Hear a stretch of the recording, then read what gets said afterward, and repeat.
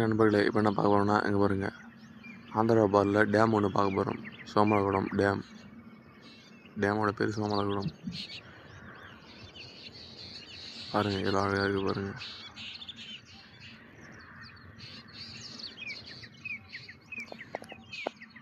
Water எதுவும் தண்ணி எதுவும் வரல, இப்போ ஓப்பன் பண்ணல. ஆனால் கம்மியாக தான் போகுது தண்ணி டேமில்.